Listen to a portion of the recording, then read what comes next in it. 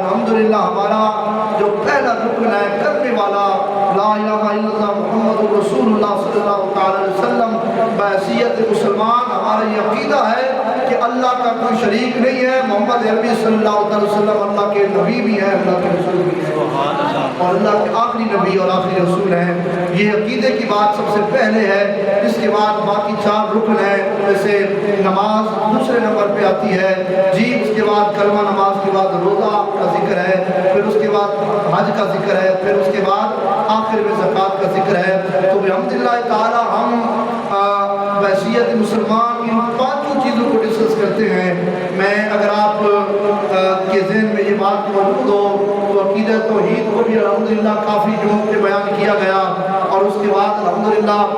نماز کے حوالہ سے بھی ماہ رمضان سے پہلے باقاعدہ طور پر ایک جمعے جو ہے وہ نماز کے حوالہ سے بھی ذکر ہوا، اور یہ تو چلتا ہی رہتا ہے۔ نماز تو ہماری جو ہے پہچان ہے، نماز تو مومن کی پہچان ہے، اور اس کے علاوہ روزہ ماہ رمضان گزرا تو انشاءاللہ اللہ کے فضل و کرم سے اللہ پھر بھی ماہ رمضان نصیب کرے گا اپنے فضل سے۔ تو ماہ رمضان کے اندر روزے کے حوالے سے بھی ذکر و اذکار ہوا، روزے کی باتیں بھی ہوئی، اور اس کے بعد پھر نماز، روزہ، حج اور زکوٰۃ۔ اب زکوٰۃ کے حوالہ سے بھی پچھلے تقریباً 2-3 جمعے جو ہے وہ زکوٰۃ کے حوالہ سے آپ کے سامنے باتیں بیان کرتا رہا ہوں۔ تو حج کے حوالہ سے آپ کے سامنے باتیں نہیں کی تھی، چونکہ حج کا موسم ہے اور زمانہ اور وقت اس چیز کا تقاضا کر رہا ہے کہ حج کے بارے میں بھی آپ کے سامنے باتیں کی جائیں۔ حج کیا ہے جی؟ ایک اسلام کا رکن ہے، حج بھی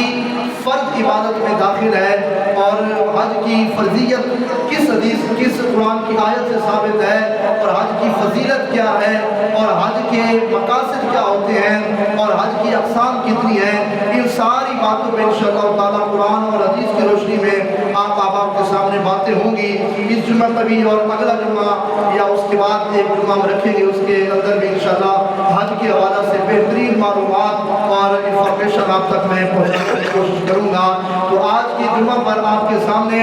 حج کی جو فرضیت ہے، قرآن سے ثابت ہے حج کا فرض ہونا، وہ آپ کے سامنے بیان ہوگا، اور اس کے بعد حج کی فضیلت کیا ہے۔ جو لوگ حج جیسا عظیم جو ہے فرض ادا کرتے ہیں، جنہیں اللہ حج کی سعادت عطا فرماتا ہے، اور جو حاجی بنتے ہیں ان کو اللہ تعالیٰ مقام کتنا عطا فرماتا ہے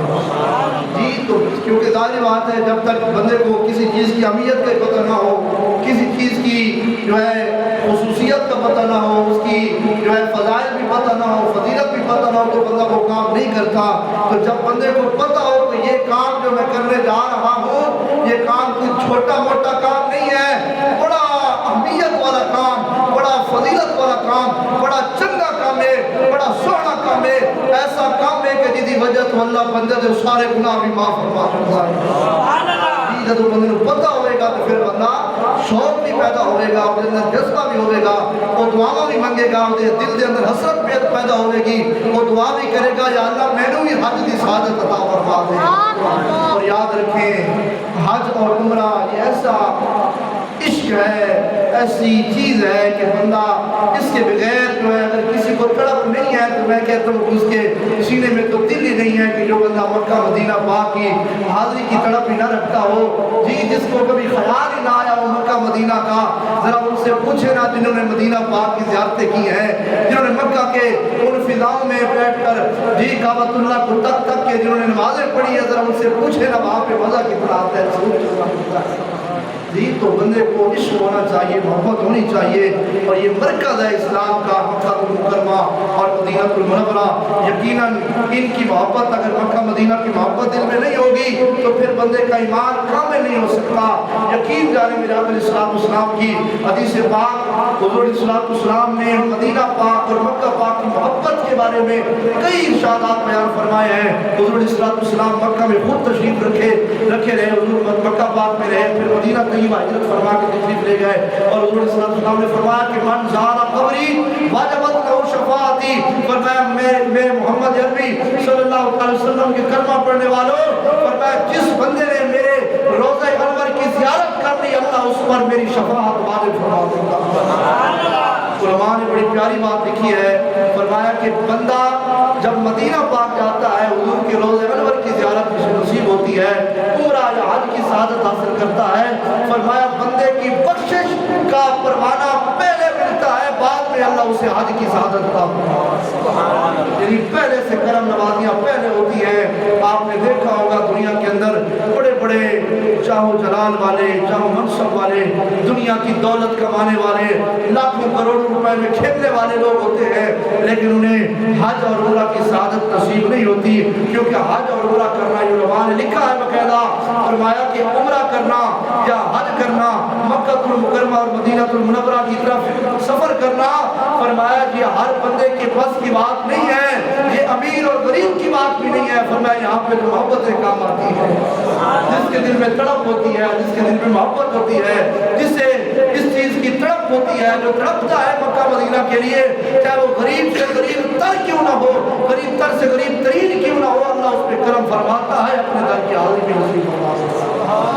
تو یقیناً ہونی چاہیے طرف مکہ المکرمہ کی، مدینہ المنورہ کی، بہت بڑا سکون ملتا ہے، بندے کی زندگی یکسر تبدیل ہو جاتی ہے، زندگی کے اندر ایک نور پیدا ہو جاتا ہے جب اللہ وہ فضائیں دیکھ کے آتا ہے۔ اور خوش نصیب لوگ ہوتے ہیں وہ جو بار بار جاتے ہیں، جی آنا جانا لگا رہتا ہے، کبھی آ رہے ہیں کبھی جا رہے ہیں، سال میں کئی مرتبہ بھی ایسے لوگ میں جانتا ہوں میرے قریبی جو جاتے ہیں آتے ہیں، آ رہے ہوتے ہیں جا رہے ہوتے ہیں۔ یہ تو کرم کی باتیں ہیں جس پہ اللہ کرم کرتا ہے، تو اپنی دعاؤں میں بندے کو یہ اہتمام کرنا چاہیے کہ یا اللہ مجھے بھی حرمین شریفین کی زیارت نصیب فرما دے۔ جی تو حج کے حوالہ سے انشاءاللہ چند باتیں آپ کے سامنے کروں گا، پھر بھی کسی جمعے پہ مزید باتیں بھی کرنی ہے، کافی سارا یہ لمبا موضوع ہے۔ تو حج ایک فرض عبادت ہے۔ سب سے پہلے قرآن پاک کی آیت مبارکہ آپ سماعت فرمائیں، ایک مرتبہ محبت سے کہہ دیں سبحان اللہ۔ گرامی قدر سامعین، خالق کائنات نے قرآن کریم کے اندر حج دی فرضیت نو، حج دے فرض ہون نو بیان کرتے ہوئے ارشاد فرمایا وَلِلَّهِ عَلَى النَّاسِ حِجُّ الْبَيْتِ مَنِ اسْتَطَاعَ إِلَيْهِ سَبِيلًا۔ خالق کائنات نے فرمایا اور اللہ کے لیے، اللہ واسطے لوگاں ہوتے اللہ دے گھر کعبۃ اللہ دا حج فرض کر دتا گیا۔ من استطاع الیہ سبیلا، جڑا اس گھر تک پہنچن دی طاقت بھی رکھتا ہوئے گا۔ اس آیت مبارکہ دا مفہوم اور مطلب آسان معنی ہے کہ جس بندے کو اللہ نے کثرت دے نال مال و دولت عطا فرمایا ہوئے گا، اللہ نے جس کو کثیر تعداد کے اندر مال عطا کیتا ہوئے گا، اور اللہ نے جنہوں صاحب استطاعت بنایا ہوئے گا، وہ دے اٹھے زندگی دے اندر ایک مرتبہ حج دی ادائیگی کرنا فرض اللہ نے قرار دیتا ہے۔ جی جو صاحب استطاعت ہے، صاحب حیثیت ہے، صاحب مال ہے، اللہ رب العزت کی طرف سے اس پر ایک مرتبہ زندگی میں حج کرنا فرض ہے، اس پر حج کرنا ضروری ہے۔ جس طرح نماز اور روزہ فرض ہے، اسی طرح اس پر حج کرنا بھی فرض ہے۔ اور یاد رکھیں ہر بندے پہ حج فرض نہیں ہوتا۔ جو صاحب استطاعت ہو، یہاں پہ میں صرف اشارہ کروں گا، میں امید کرتا ہوں کہ آپ کو پتہ ہوگا کہ صاحب نصاب کون ہوتا ہے، صاحب استطاعت کون ہوتا ہے۔ جی مسلمانوں کو پتہ ہونا چاہیے کہ صاحب نصاب کی تعریف کیا ہے، صاحب استطاعت کی تعریف کیا ہے۔ اگر کسی نے جاننا ہو، کسی کے علم میں نہ ہو تو مجھ سے پوچھ بھی سکتا ہے صاحب نصاب کون ہوتا ہے، صاحب استطاعت کون ہوتا ہے۔ تو صاحب استطاعت پر ایک مرتبہ حج کرنا فرض ہے۔ بعض لوگوں کے اندر یہ بات بھی مشہور ہے کہ جو بندہ عمرہ کر کے واپس آتا ہے تو اس پر حج کرنا بھی فرض ہو جاتی ہے۔ ایسی بات بالکل شریعت کے خلاف ہے، ایسی کوئی بات شریعت کے اندر موجود نہیں ہے۔ جو بندہ عمرہ کر کے واپس آ جائے، ہاں اگر اس کے بعد عمرہ کرنے کی وجہ سے اللہ اس کو غنا عطا کرتا ہے، اس کے مال و دولت میں اللہ برکتیں عطا فرماتا ہے اور وہ صاحب استطاعت بن جاتا ہے، اس کے پاس تمام ضروریات سے بڑھ کر اللہ اس کو اتنی کثیر دولت عطا فرماتا ہے، تو پھر اس پر بھی حج کرنا فرض ہو جاتا ہے۔ جی تو صاحب استطاعت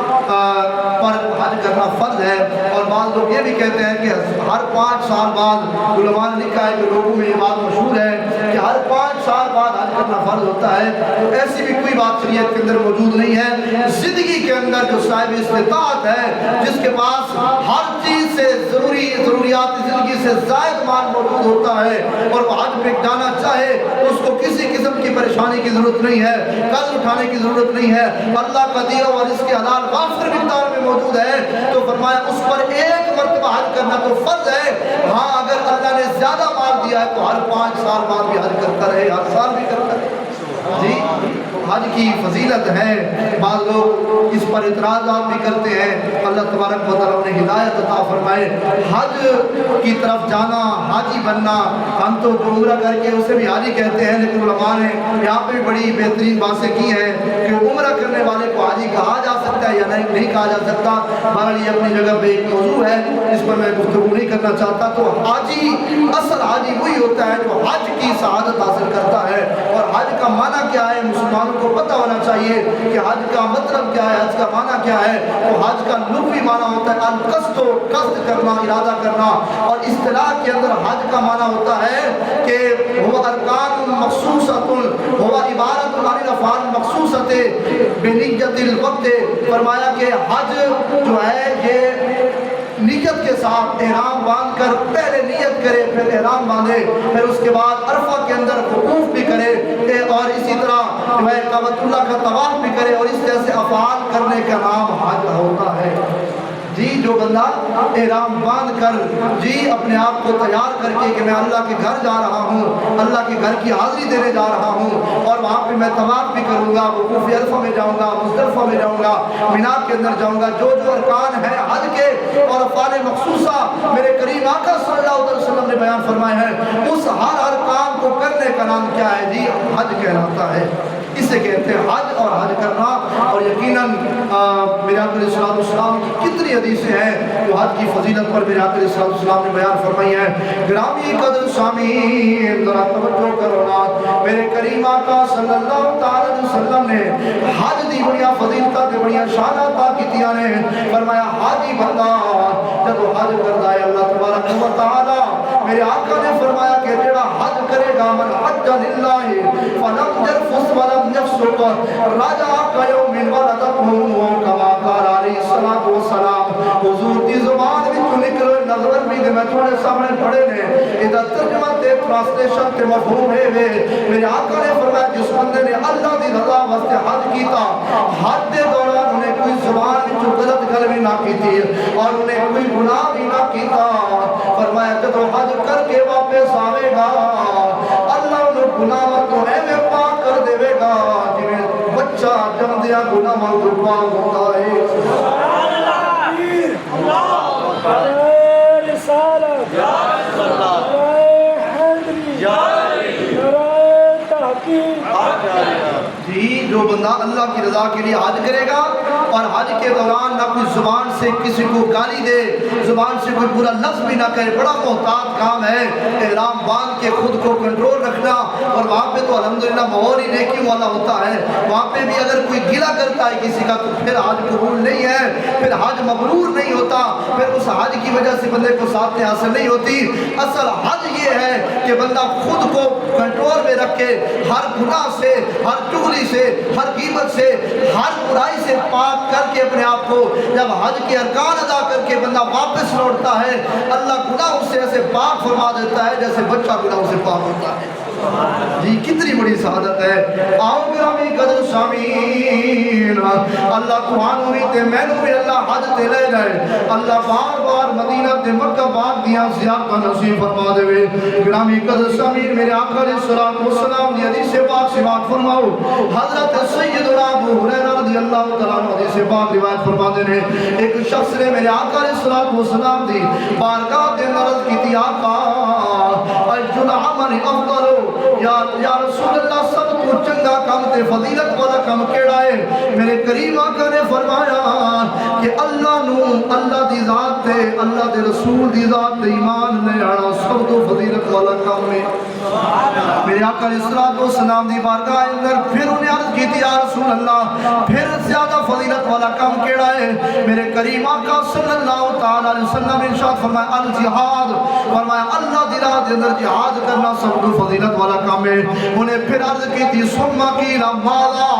عرض کی تھی یا رسول اللہ پھر کیڑا کام ہے جڑا سب تو زیادہ فضیلت والا ہے۔ میرے کریم آقا نے فرمایا حج مبرور، فرمایا او حج جس دے اندر کوئی گناہ نہ کیتا جائے اور اہتمام دے نال تے بہترین انداز نال حج کیتا جائے، اللہ نو سارے کاماں وچوں کم پسند ہوندا ہے۔ سبحان اللہ۔ آؤ گرامی قدر سامعین ذرا توجہ کرو نا، میرے کریم آقا صلی اللہ تعالی وسلم نے حج دیا فضیلتہ بیان کر دیا۔ میرے آقا علیہ الصلوۃ والسلام نے ارشاد فرمایا اللہ اکبر کبیرہ، حضور نے فرمایا کہ ایک حج ایسا ہے کہ ایک حج دی وجہ تو اللہ تبارک و تعالی 3 بندیاں دی بخشش تے مغفرت فرما چھڑدا ہے۔ ایک حج ایسا ہے کہ ایک حج کرن دی وجہ تو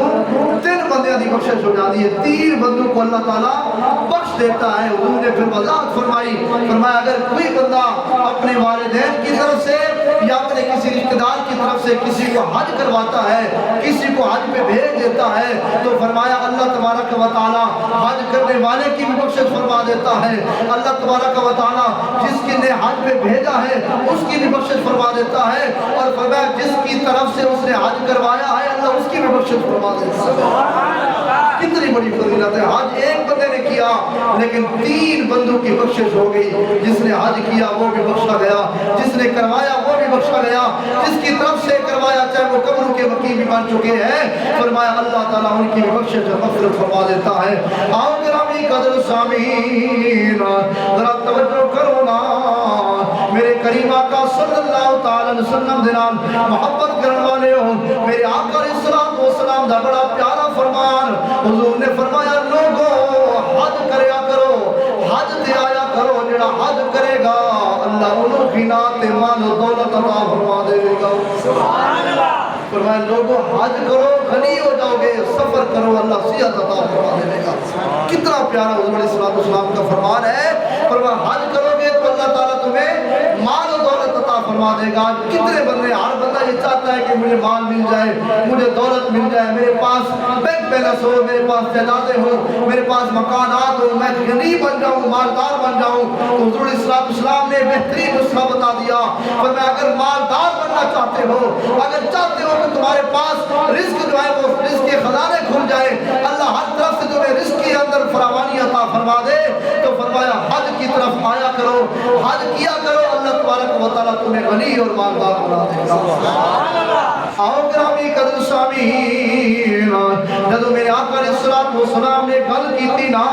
فرمایا جڑا بندہ حج کرے گا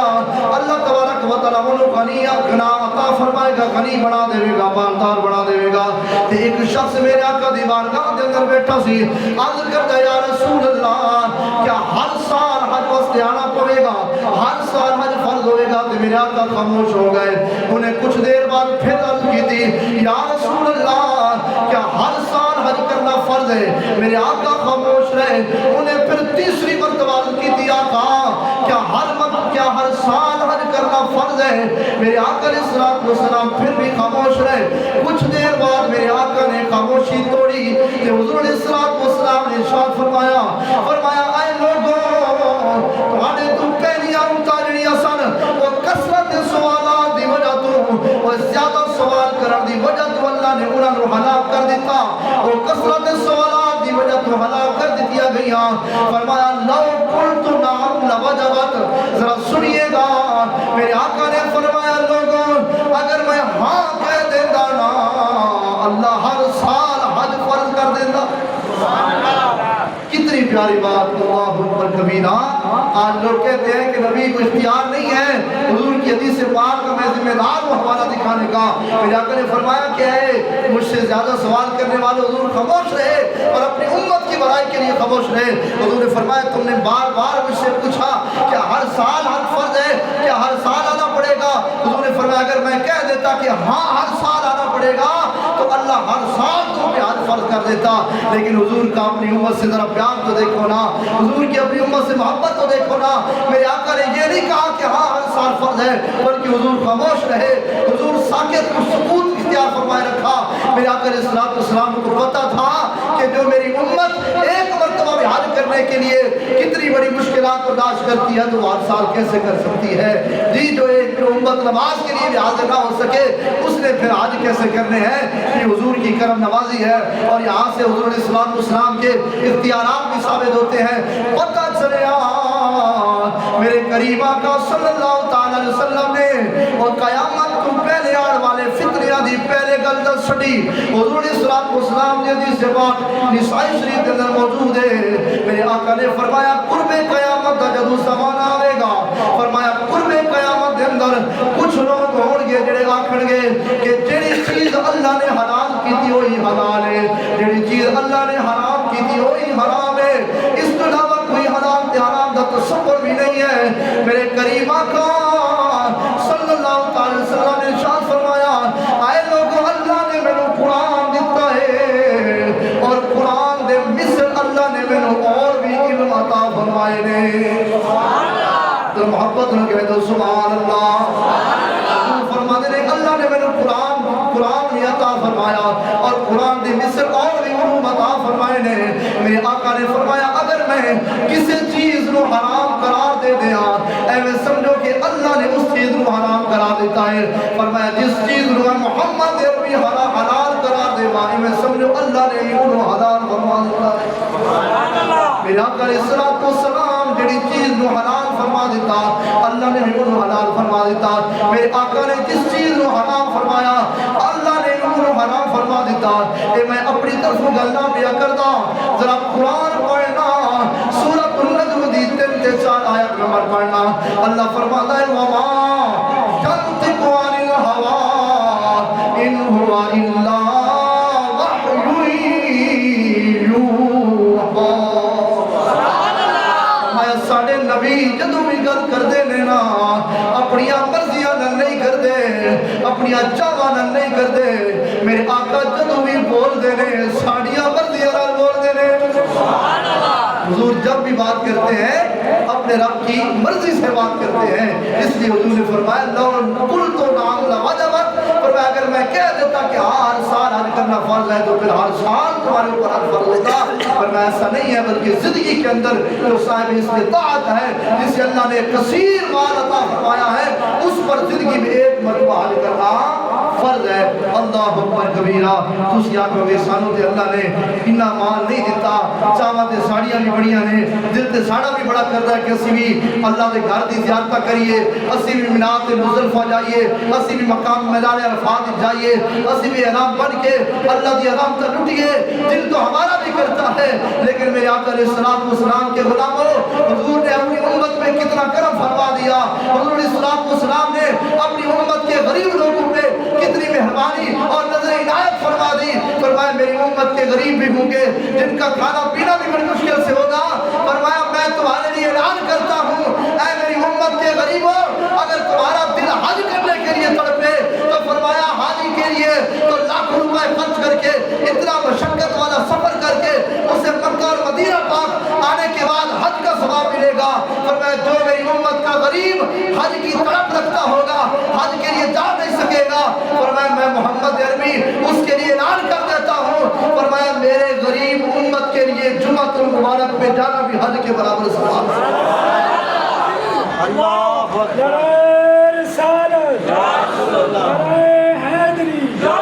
جی فرمایا کہ میری امت کے لیے،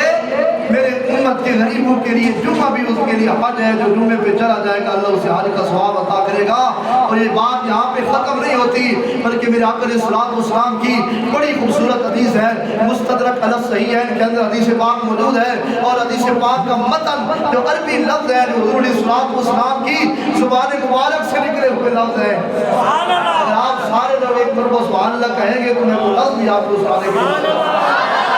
گرامی قدر سامعین حضرت ابو امامہ الباہلی رضی اللہ تعالیٰ عنہ حدیث کو روایت فرماتے ہیں، میرے آقا علیہ السلام ارشاد فرمایا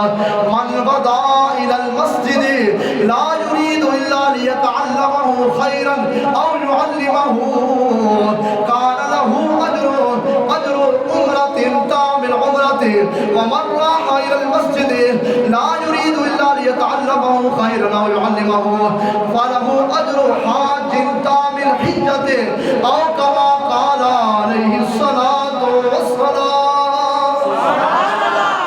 اگر میں انگلش کا ایک جملہ بولیا ہوتا تو تسی کہنا سی بڑے پڑھے لکھے نے جی، لیکن عربی کی میں نے پوری حدیث پاک پڑھی ہے اور عربی کا ایک ایک لفظ جو ہے وہ الحمدللہ اس کا ترجمہ بھی، اس کا جو ایک ایک زبر اور زیر ہے وہ اس کی بھی میں گارنٹی دیتا ہوں، میرے پاس ریکارڈ بھی موجود ہے الحمدللہ۔ عربی جب اس طرح پڑھی جائے تو پھر اس پہ بھی کبھی سبحان اللہ فرما دیا کرے جی۔ عربی زبان جنت کے اندر بھی عربی ہونی ہے، عربی زبان جو ساری زبانوں سے فضیلت رکھنے والی ہے۔ تو گرامی قدر سامعین، میراث علیہ السلام کی حدیث پاک جو حضور کی زبان سے نکلے ہوئے لفظ تھے بعینہ وہی لفظ صحابہ کرام سے محفوظ ہوتے ہوتے آج مجھ تک پہنچے ہیں اور میں نے آپ تک پہنچا دیے ہیں۔ حضور علیہ السلام کے ان خوبصورت الفاظ کا ترجمہ آپ سنیں گے آپ کا ایمان تازہ ہو جائے گا۔ حضور فرماتے ہیں کہ من غدا الی المسجد، جیڑا بندہ صبح دے وقت مسجد کی طرف آوے گا، لا یرید الا لیتعلمہ خیرا او یعلمہ، او دا ارادہ یہ ہوے گا کہ مسجد جا کے میں کسی نو بھلائی دی گل سکھاواں گا، کسی نو بہتری دی گل سکھاواں گا، یا کسی نو دین دی گل سکھاواں گا یا دین دی گل سکھاں گا، لیتعلمہ خیرا او یعلمہ، دونوں باتیں موجود ہیں۔ فرمایا جو بندہ صبح مسجد میں آئے اور اس کا ارادہ یہ ہو کہ میں اچھی بات سیکھ کے آؤں گا یا دین کی بات سکھا کے آؤں گا، فرمایا اللہ تبارک و تعالی اسے کامل عمرے کا ثواب عطا فرما دیتا ہے۔ اور حدیث کے اگلے جملے پہ غور کریے، حضور نے فرمایا کہ جو شام کے وقت مسجد کی طرف آتا ہے ارادہ یہ ہوتا ہے کہ میں کوئی دین کی بات سیکھوں گا یا دین کی بات سکھاؤں گا، مولوی صاحب سے، قاری صاحب سے، استاد صاحب سے اپنے ایک مسئلہ پوچھوں گا، دین کی کوئی بات سیکھوں گا یا میں سکھاؤں گا کسی کی نماز اگر بہتر نہیں ہوگی اس کی نماز کو اس کو ایک مسئلہ بتا دوں گا، فرمایا اللہ تبارک و تعالی اسے کامل حج کا ثواب عطا فرما دیتا ہے۔ بالکل میں اس بات کا ذمہ دار ہوں، حضور کا فرمان ہے، اس سے پتہ کیا چلتا ہے، نتیجہ کیا نکلتا ہے۔ جو بندہ صبح شام، صبح بھی اللہ کے گھر میں آتا ہے، شام کو بھی اللہ کے گھر میں آتا ہے، کبھی قرآن اٹھا لیتا ہے، کبھی وہ مسائل میں جو ہے اپنے آپ کو مشغول کر لیتا ہے، کبھی وہ امام صاحب سے مسئلہ پوچھ لیتا ہے، یا آپ کا امام ہے تو آپ کو کوئی نہ کوئی دین کی بات بتا دیتا ہے۔ صبح کے وقت ہمارا الحمدللہ جس سے قرآن ہوتا ہے، جو صبح کے ہمارے نمازی ہیں ان کے لیے میں بطور خاص کہہ رہا ہوں، جو صبح کے وقت نماز کے لیے حاضر ہوتے ہیں، نماز کا ثواب تو الگ ہے، جو آپ درس قرآن سنتے ہیں اللہ روزانہ عمرے کا اور کامل عمرے کا ثواب عطا فرما رہا ہے۔ کتنی بڑی بات ہے روزانہ عمرے کا ثواب ملنا جی، ہمیں تو قدر ہی نہیں ہے نا، ہمیں تو اس چیز کی اہمیت کا پتہ نہیں، ہم تو سیاست میں پڑ گئے، ہمیں تو سیاست سے جو ہے چھٹکارا ہی نہیں مل رہا، ہم کیوں دین سیکھیں، ہمیں تو ثواب کی ضرورت ہی نہیں ہے۔ تو گرامی قدر سامعین، یہ تو کرم ہے گنبد خضرا کے مکی کا، یہ تو حضور علیہ السلام کی نگاہ عنایت ہے۔ اگر حضور کا کوئی امتی جو ہے ثواب حاصل کرنے کے لیے روزانہ بھی مسجد میں آئے گا، جی مسجد میں آنا ضروری ہے، مسجد کی لفظ یہ حدیث پاک کے اندر موجود ہے، مسجد میں آ کے آپ سیکھیں گے تو اللہ تعالیٰ روزانہ عمرے کا بھی ثواب عطا کرتا ہے اور حج کا ثواب بھی عطا کرتا ہے۔ اور یہاں یہ بات میں آخر میں یہ بھی کر دوں کہ جو بچے ہمارے قرآن پڑھ رہے ہیں یہاں پہ، شام کے وقت بھی پڑھتے ہیں، صبح کے وقت بھی پڑھتے ہیں، تو قرآن سے پڑھ کر بھی کوئی بھلائی ہو سکتی ہے؟ یہ قرآن جو سیکھنے آتے ہیں اللہ انہیں بھی روزانہ عمرے اور حج کا ثواب عطا کرتا ہے، یعنی جو دین کے ساتھ منسلک ہوتا ہے اس کی زندگی نیکیوں سے بھر جاتی ہے۔ اور بچوں کو اگر بچہ غیر مکلف ہے، مکلف نہیں ہے، تو وہ جو بھی نیک عمل اور صالح عمل کرتا ہے اللہ اس کے ماں باپ کو اس کا ثواب عطا فرمائے۔ اللہ تبارک و تعالی ہمیں عمل کی توفیق عطا فرمائے، عمل کا جذبہ عطا فرمائے۔ ایک ضروری اعلان بھی سماعت فرما لیں، کل انشاءاللہ تعالی بعد نماز عشاء جناب بابا خان محمد سنگا صاحب ان کی زوجہ عالیہ کے اصال ثواب کے لیے جو ہے محفل میلاد مصطفیٰ